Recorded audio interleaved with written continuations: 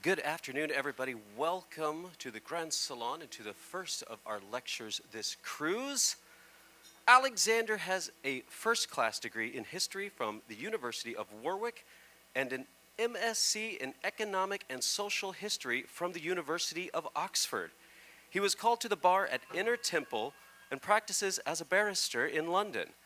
Alexander has adored cruising since the age of 4. His interests include classical antiquity, European history, the Ottomans, and China, and has provided educational consulting for several years, 7 years, and mentors students to help them achieve their academic potential. In his spare time, he enjoys literature, visiting historical places, and playing badminton. Please welcome Alexander Bunzel.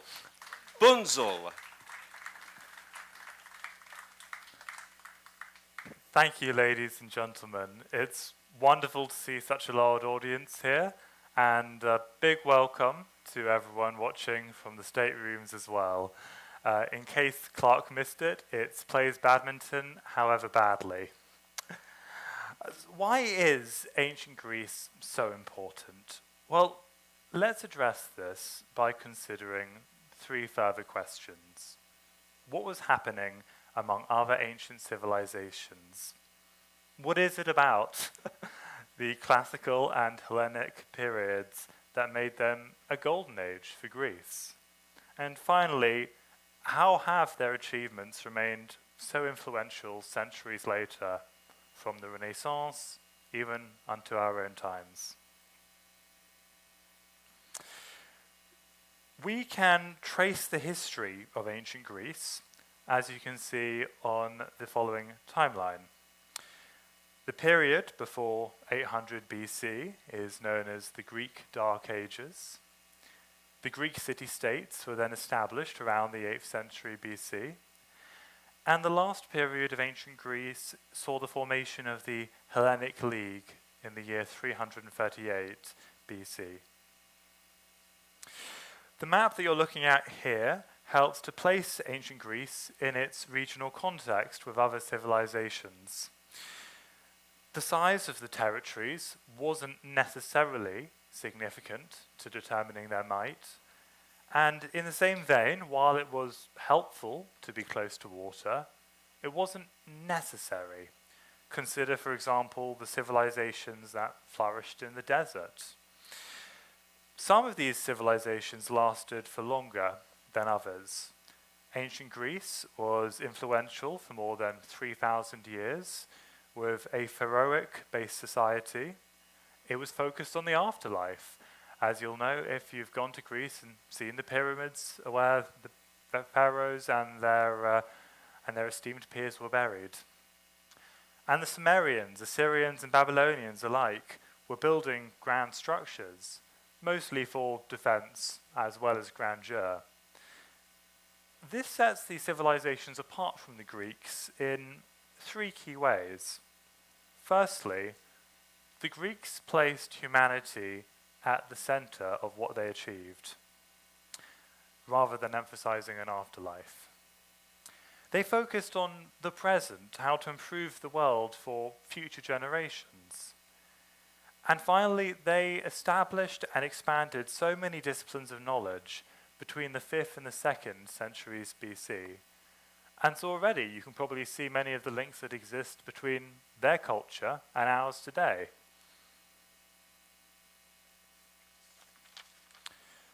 I think one of the most exciting periods in Greek history is also one of the most cryptic and least understood, that of the Minoan and Mycenaean civilizations. These are 2 groups that preceded the Greeks in the Aegean Peninsula and Sea. The Minoans were a Bronze Age Aegean civilization. Has anyone here been to Crete? I see many raised hands. Crete is also where my sister lives, and we're going to go there shortly. She's on the other side of the island, alas. But what's really interesting about Crete is we can see traces of an advanced civilization there, leaving behind its tools, its buildings, its artworks. We know from this that their palaces were 4 stories high, featured plumbing systems, and were decorated with frescoes. I mean, frankly, this sounds better than some housing in London. We also know they had writing systems and a trading network. Trouble is, we don't know what the writing said. It's written in a language we can't understand. So if anyone here has great ambitions for their retirement, I invite you to take up the challenge. The British archaeologist Arthur Evans was the one who rediscovered the civilization, doing so in the 20th century. And it's he who coined the name Minoan. Now, who do you think he had in mind when he came up with Minoan? Pardon me? Minotaur? Okay, we're getting close. And who was the Minotaur? Who did he take his name from? The king? King Minos, exactly. So the name Minoan is taken from the mythical king Minos, who supposedly reigned over Knossos in Crete. And the reason that the archaeologist gave these people that name is because he discovered a maze-like structure of 1,000 interconnected rooms, which is a bit like the idea of a labyrinth in the story of the Minotaur.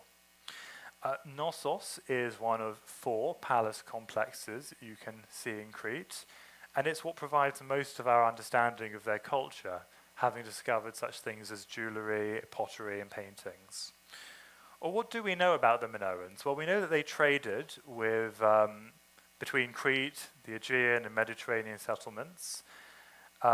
We know that through their traders and artists, their culture reached beyond Crete to the Cyclades, Egypt, Cyprus, Canaan, and the Levantine coast.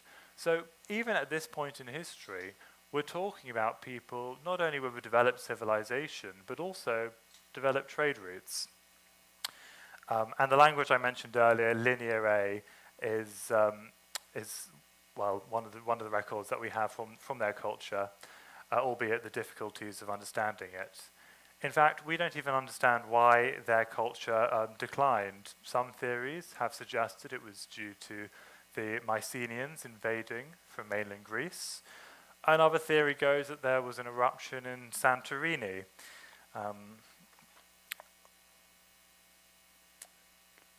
If we turn then to the Mycenaeans, you're looking here at the death mask of Agamemnon, who last I checked is a mythical figure. So quite how he has a death mask, I'm not sure, but I think it's inspired. What can I tell you about the Mycenaeans? Well, they were from the last phase of the Bronze Age, years 1600 to 1100 BC. And they represented the first advanced Greek civilization in mainland Greece. The most prominent site was Mycenae, after which the culture has been named. And we know that they saw successes in architecture, engineering, and even military infrastructure. It's through their script, Linear B, that we have some records of the Indo-European Greek language. Their religion is also quite interesting because it includes various deities that would be found among the Olympians. And so we're looking here at how one ancient civilization goes on to inspire another.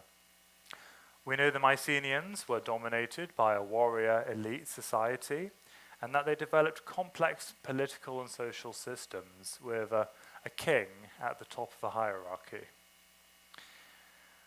The Mycenaeans may have perished due to invasions like the Minoans. It could have been due to natural disasters and climate change. And so we see the importance of climate as a factor in historical development, both then as well as in our own time. And what follows is the Greek Dark Ages that I mentioned earlier, a period with fewer records explaining the transitions, and ultimately the Mycenaean period becomes the historical setting for much of the mythology that we study in Greece, including the Trojan War. The last of these most ancient periods to take you through is the Archaic period. Now this is interesting because it sees the birth of the polis. What was the polis? It was the city-state in ancient Greece. And those of you who come to my next lecture in a few days will hear much more about how the polis functioned. I wrote one of my essays on it when I was a postgraduate, and still using it all these years later. So there were trading and military defense blocks, which took shape during the Archaic period. It's when the Greek alphabet was devised. My mother at the back is learning Greek, so it's all for you to test her on her alphabetical knowledge. And the period also sees the development of large sculptures of Greek gods and goddesses. We see vase painting taking place. So in much of that way, the Archaic period is the foundation for what we're going to discuss now.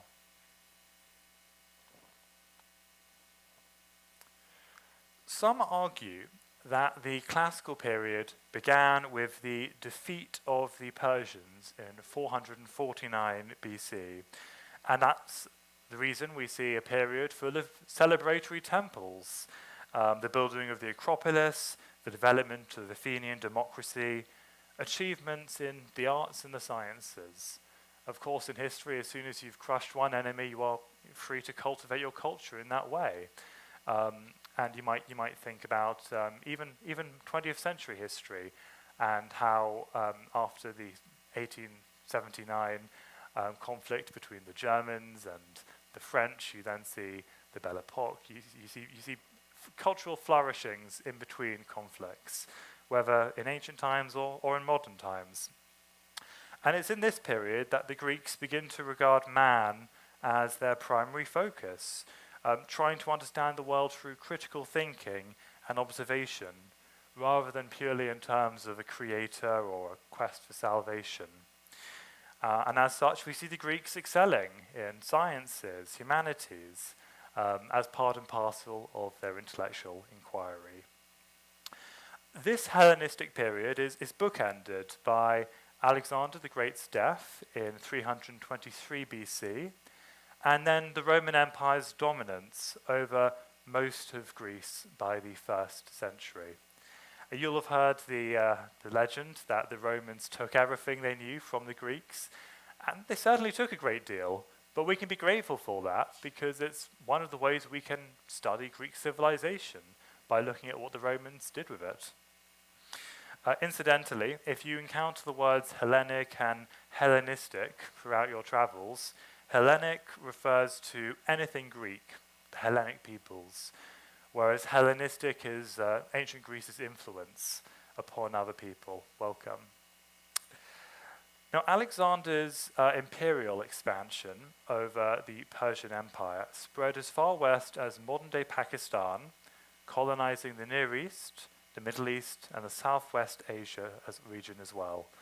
And so this is something which expands Greece's cultural influence during that Hellenistic period. As I say, Greece's influence would then also continue even through the Roman era. So let's turn to the next section, where we're going to consider Greece's golden age, which evolved after 510 BC. Those of you who are from New York and who enjoy going to the Met will recognize this. I took this photo years ago when I went there, and it's pretty classic amphora, using the traditional colors. It's one of the ways we know about ancient Greek civilization from the beautiful patterns and images that you see on said amphora. Because for the Greeks that lived 2,000 to 3,000 years ago, very few written documents have survived on papyrus. Papyrus is something that survives in dry conditions, and mold, of course, destroys it. Indeed, the oldest surviving Greek document, the Derveni papyrus, is only one that goes back 340 BC. So for this reason, the stone engravings, the amphora, the carvings become vital sources of knowledge. Other sources include the temples, which encompass Greek culture, the Roman emulation of Greek culture, as I've already mentioned, including their statues, and also the writings that the Romans produced about Greek virtues and vices. It's worth remembering that while explorers have known about the temples for centuries, many of the significant excavations only took place from the mid to late 19th century. So I'm always astonished to learn, ladies and gentlemen, about how so much of Pompeii remains undiscovered. It's remarkable and quite exciting. It's a reminder of how history is continuing to evolve in our own lifetimes, if not only because historians debate, then because we're still discovering fresh ancient sources. Two key archaeologists have been Heinrich Schliemann and also Evans, who I mentioned earlier. Now, while Evans was responsible for excavating Crete, Schliemann conducted his work by searching for places in mythology, places like Troy, Mycenae, and Tiryns. So that's a really exciting way to undergo your historical research, to be looking in mythology for the seeds of truth. And this brings us to discussing what the Greeks built during their time. So the evolution towards democracy in ancient Greece was neither smooth nor was it linear. The polis, the city-state, as I told you, was an early form of government from the Archaic period. And what you see in this time is city-states being governed by an oligarchy, which means rule by the few. Can you think of any other countries? Never mind. Oligarchy, that is where we get the term originally. And how did that change over time? Well, naturally, the merchant and banker class weren't happy that they didn't have influence despite their affluence. And around the year 650 BC, these people started asserting themselves more in politics. There were several key thinkers who helped Athenian democracy to grow, and I'm going to be discussing some of them in the next lecture as well. The first is a man called Draco. Now, Draco, in the year 621 BC, was known for introducing harsh laws. It's from here that we get the word draconian, exactly. But there's also a man who's known as Solon the Lawmaker. That's quite a cool name if you ask me. And from 594 BC, he was making reforms, which included preventing merchants from exporting grain, cancelling debts, and allowing the middle class to hold administrative positions.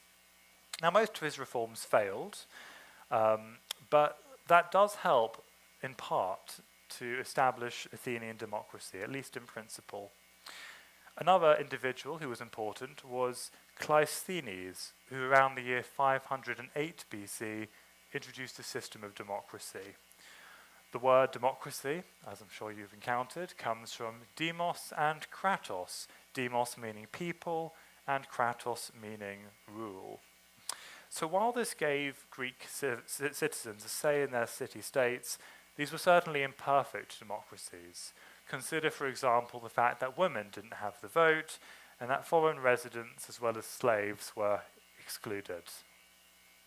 In Britain, we're so generous with the vote that one of my Australian friends was telling me that when he came over to Britain to study as a Commonwealth citizen, he was able to vote in our general elections, while people who'd been living in Britain for many years could not.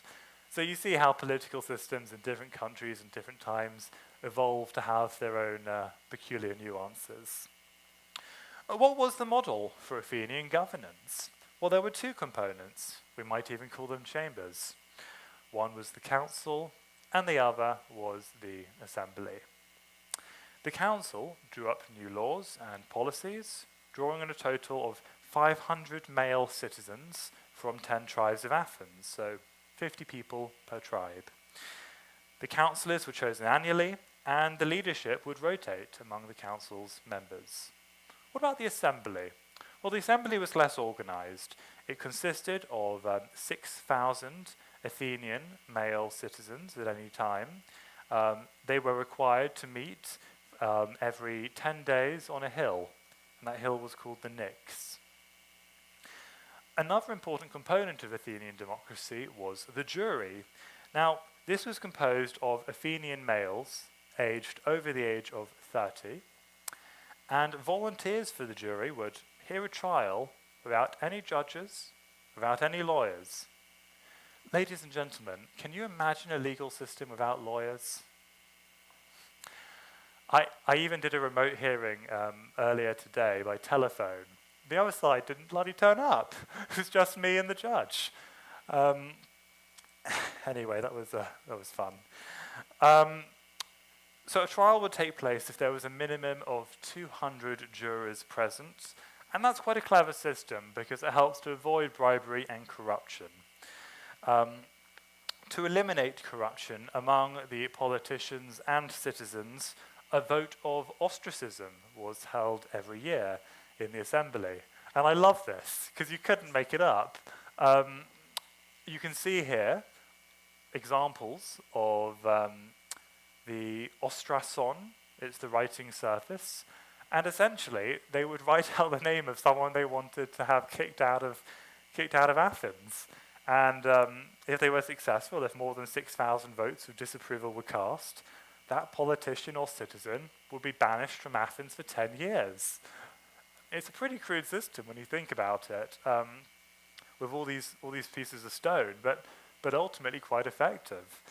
I can think of quite a few people we might want to start with as well if we brought this back in some of our democracies. Let's now look at the economy and trade that was taking place. So Greek land was rocky, it wasn't particularly arable, and that's why early Greeks took to fishing. Fishing and trade were integral parts of their economy. They would trade cereals, wine, olives, very important. They trade figs, cheese, honey, and even meat from their goats and sheep.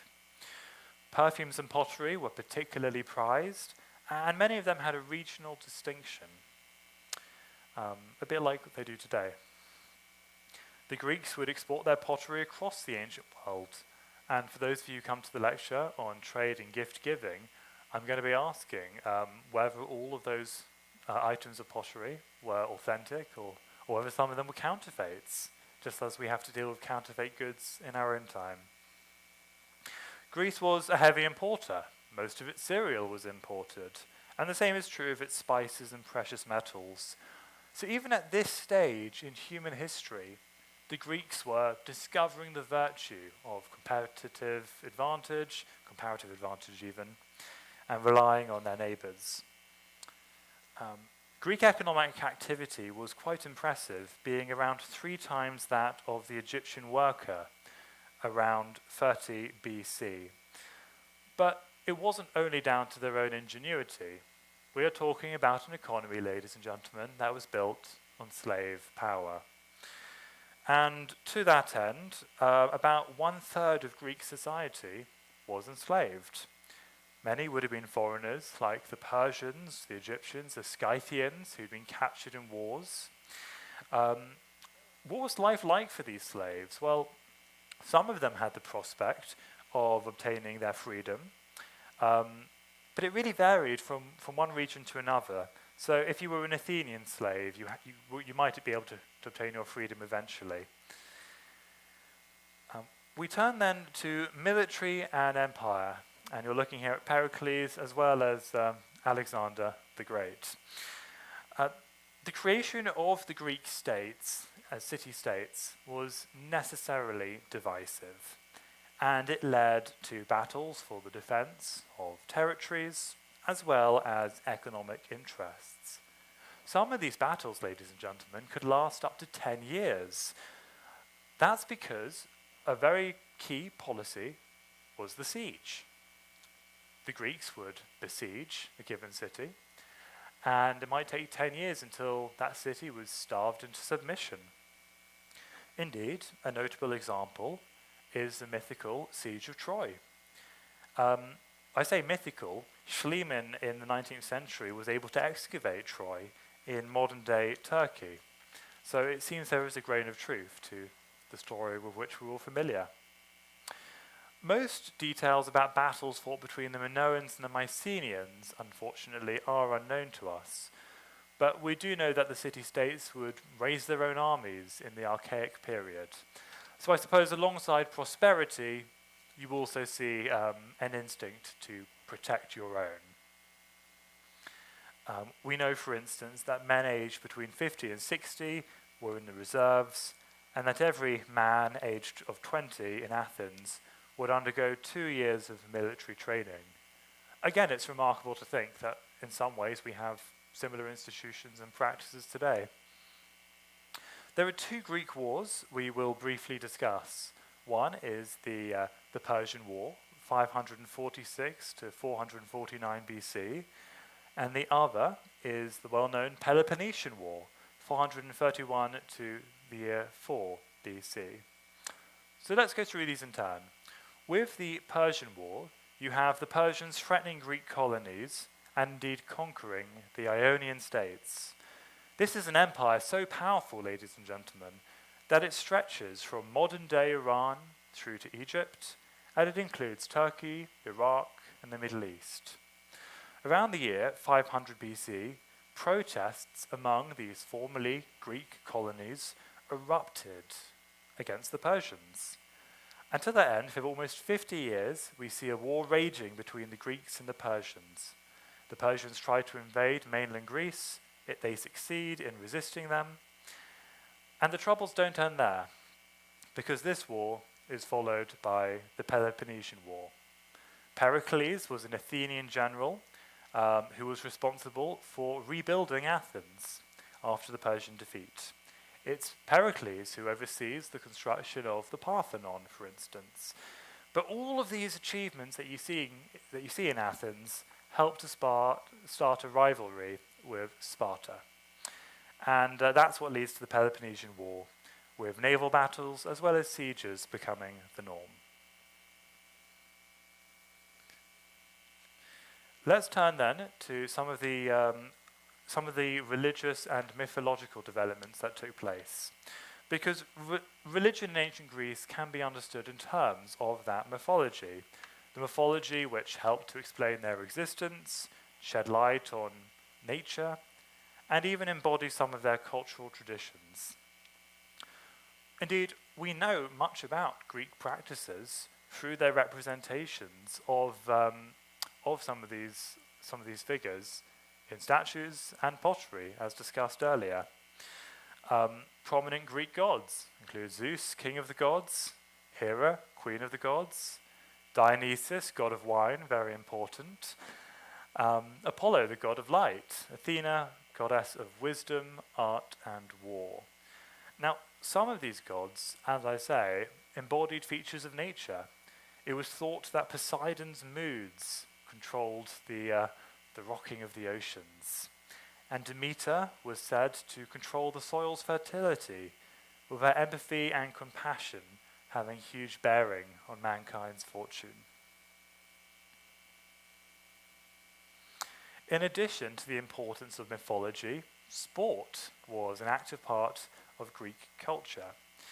Perhaps the best known of any Greek institution is the Olympics, which was held between the Greek city-states, generating pride from the year 776 BC. This only ended in the year 393 AD, before, of course, being revived in 1896.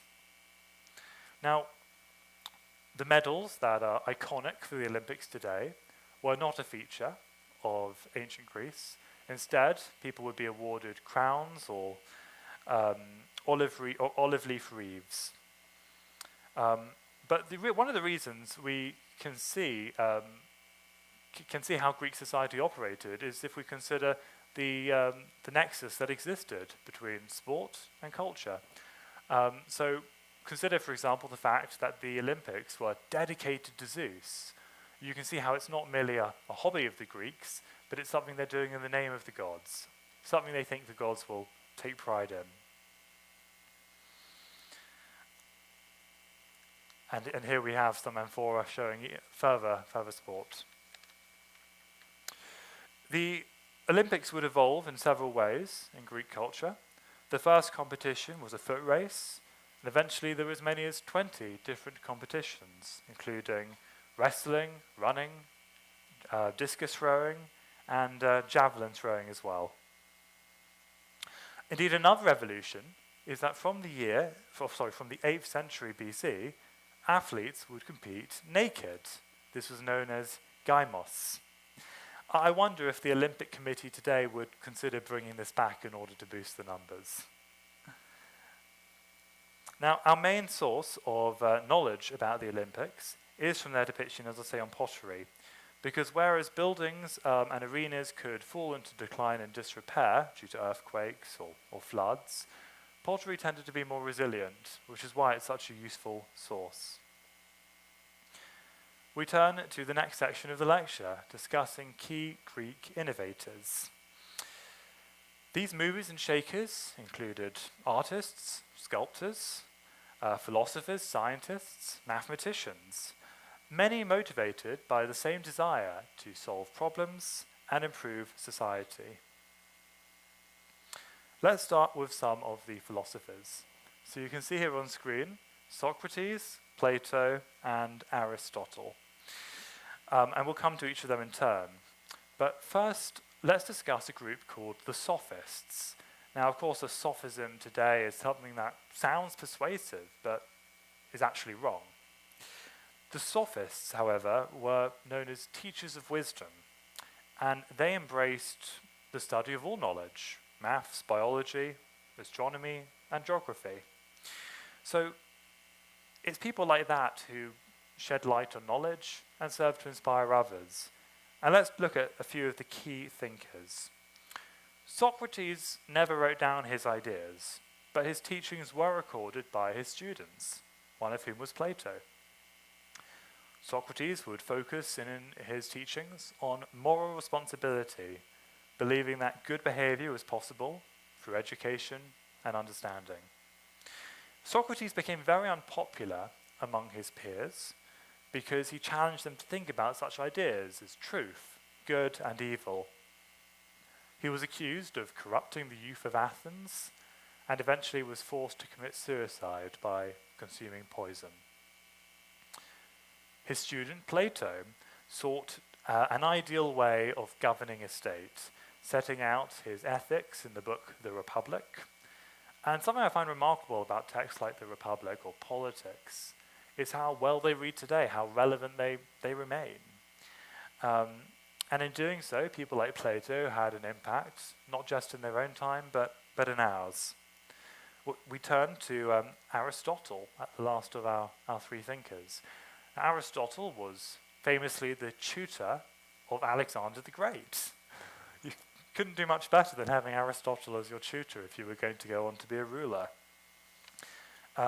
He was a pupil of Plato's in turn, and so you see how many of these great thinkers were interconnected and learnt from each other. It's a bit like how think about many of the great writers we have today, Aldous Huxley and George Orwell. I believe Huxley was Orwell's teacher at school, and so you see traditions being passed down between different generations there too. Let's look at mathematics. The term mathematics derives from the ancient Greek mathema, meaning subject of instructions. Now, while no mathematical documents survive from either the Mycenaeans or the Minoans, we know that some knowledge may have originated from Egypt as well as Babylon. Something that differentiates the Greek knowledge of mathematics from that of other peoples is that they would develop the idea of the theory and the proof. And famous mathematicians included Pythagoras, Euclid, and Archimedes. Indeed, until the 19th century, there wasn't such a thing as non-Euclidean geometry. All of the area of knowledge came from Euclid, which shows how long-lasting was the impact of some of these thinkers. For time reasons, we'll move on to consider medicine. But if anyone wants to hear more about Greek mathematics, happy to go for dinner or speak after the lecture. So Hippocrates was the father of modern medicine, and he lived during the 5th century BC. So prior to his work, medicine was a part of disciplines of philosophy and theurgy. That's the practice of magic rituals.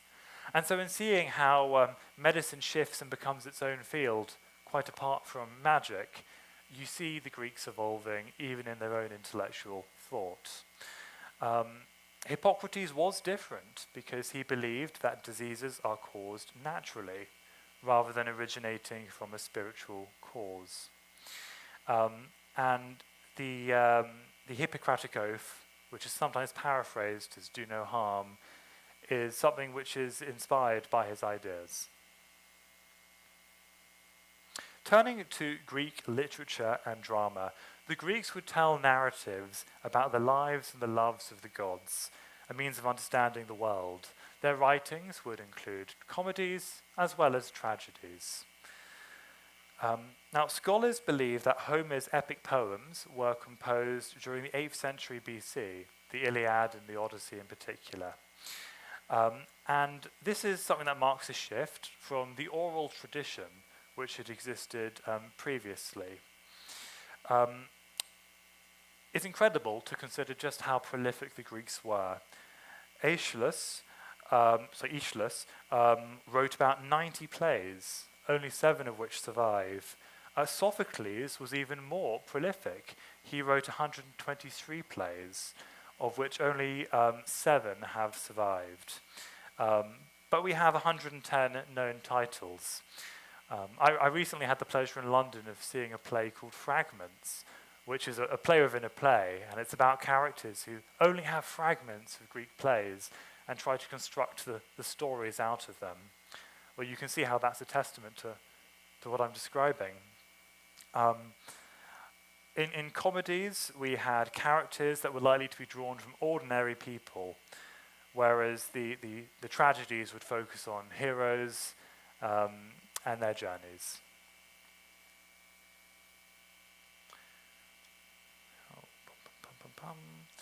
You're going to go and see the theatre at Ephesus, I'm sure.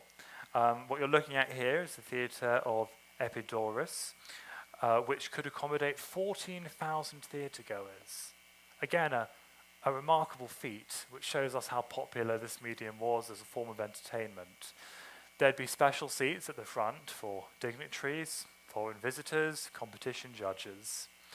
And interestingly, during the Periclean times, discounted and free seats would be provided for people who were poor. So you see positive discrimination in those times as in ours.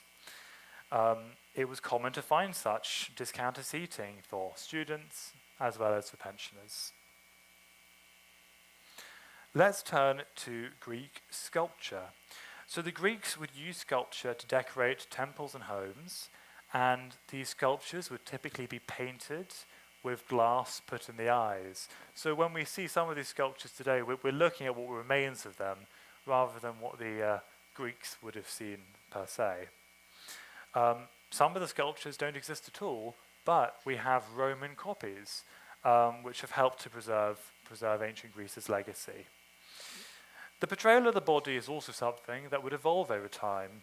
The archaic statues were stiff and formal in their postures, a bit like the way I'm standing now.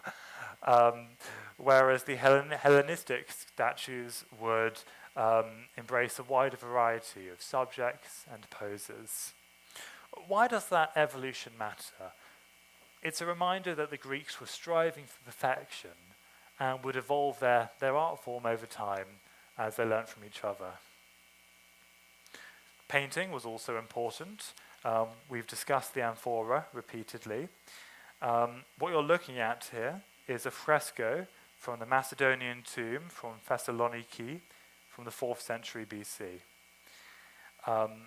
Most Greek painting, as I say, hasn't survived, which is why Greek pottery is so important. And often these pots would be made by 2 people, the person who made the pot proper and the person who would go on to paint it. History, a vital field of study, was one with famous historians in Greek times. You have Thucydides as well as Herodotus. I believe it's Thucydides who famously said that the strong do as they can and the weak suffer as they must. These historians were different from their precursors. because they would go about exploring and in search of eyewitnesses or people who'd known eyewitnesses. They distinguished between the evidence which was more or less reliable. Take Herodotus, for example. He was writing about the life of Darius I of Persia, who lived 100 years before his time. So we have to take the work of these ancient scholars with a pinch of salt. But it's fascinating to see the discipline emerging for the first time in this culture. And there were other Greek historians who followed. Thucydides, as I've mentioned, but also Xenophon, who we'll talk more about next time, as well as Demosthenes, Plato, and Aristotle. And these historians differed. Some would try to find the hand of God in history and understand history through the divine, whereas others wouldn't do that. In the last few minutes of our lecture, let's turn to the legacy of Greek civilization. So Greek achievements have included, as I say, sciences and mathematics. They've covered a breadth of areas of knowledge which have continued to evolve since that time. And one of the reasons it's important, as mentioned, is that the Romans would borrow from the Greeks. So the Parthenon, for example, borrowed from the design of a Greek temple, even though the Romans would go on to add their own dome. And whereas the Greeks mostly used Doric as well as Ionic columns, the Romans would expand upon this, as you see with Corinthian columns in Roman temples. A Greek civic organization would influence the Romans, whether that be the idea of the public space or early forms of democracy. The Romans adopted the ideal representations of humans in the way that they portrayed their emperors. And so we see the Romans embracing much of what the Greeks had to offer. The same is true in terms of Greek literature and mythology. The Roman poet Virgil would model his work, the Aeneid, off of the Iliad and the Odyssey. And Virgil would go on to influence Dante, who wrote his Divine Comedy, describing Virgil leading Dante through hell and purgatory. So we see a chain of influence emerging throughout history. The Greeks would also influence Roman historians. Titus Livius wrote a text called The History of Rome, which was a monumental work tracing stories about cities, just as the Athenian historians had done in their own time. So great was the great Greek influence that the Roman essayist Plutarch would write a series of parallel biographies considering famous Greeks and famous Romans. So we see a strong cultural exchange taking place. In terms of the Renaissance, it's crucial to think about what the ancients had to offer, because you see a cause called humanism, an attempt to rediscover ancient ideas, which fueled this artistic revival from the 14th to the 17th centuries. Whether it's Michelangelo's David, drawing upon the Greek approach to sculpture, or Raphael's School of Athens, which you saw in the opening slides, you can see how the Greeks had a lasting influence in Italy. The modern Greek language has been impactful as well, with the Greek alphabet ranging from alpha to omega, continuing to be a system we use today. And you even have the Omega watches continuing to take an interest in the classical world and preserving its legacy. The Rosetta Stone, which was found along the Lower Nile, includes languages such as Ancient Greek, and that was something which was pivotal to helping modern scholars understand hieroglyphs. We also have neoclassicism, if you consider many of those exquisite and beautiful buildings in the United States. When a new country was being built, the architects and the thinkers were looking back to an ancient civilization to create something enduring and something which projected power. So you see that here with the British Museum or in the UK, or the Parthenon, Tennessee, and the Supreme Court, a modern building in relative terms, but one, again, drawing upon an ancient style. And so, in summary, ladies and gentlemen, between the 8th and the 5th centuries BC, the Greeks provided institutions for governance, trade, and in doing so, brought about the foundation of an organized society. They made huge advances in literature, history, maths, science, all demonstrating their pursuit of intellectual inquiry. And at its center was a belief in humanity, a belief in the importance of learning from all disciplines and using that to improve society. The achievements of the ancient Greeks remain with us in our architecture and in the written works that inform modern scholarship. Without their contributions, ladies and gentlemen, I'm sure you'll agree that society would have missed out on a major milestone in its historical evolution. Thank you.